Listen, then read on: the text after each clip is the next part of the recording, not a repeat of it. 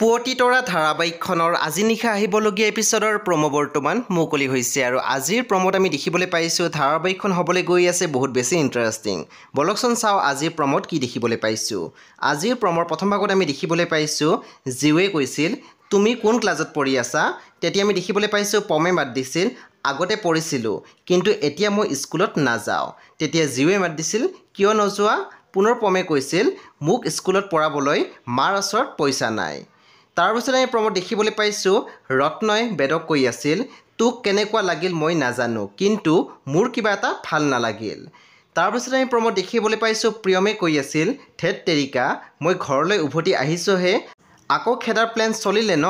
তেতিয়া আমি দেখিবলৈ পাইছোঁ বেদৰ দেউতাক আৰু পুতুলে হাঁহিব ধৰিছিলে। বন্ধু বান্ধৱীসকল আজি নিশা 9 বজাত ৰং টিভিত আহিবলগীয়া পুৱতি তৰা ধাৰাবাহিকখন খুবেই বেছি ইণ্টাৰেষ্টিং হ'বলৈ গৈ আছে। আপোনালোকে চাবলৈ একেবাৰে নাপাহৰিব। পৰৱৰ্তী আপডেটৰ বাবে আপোনালোকে আমাৰ চেনেলটো ছাবস্ক্ৰাইব কৰি কাষত থকা বেল আইকনো টিপি দিবলৈ একেবাৰে নাপাহৰিব।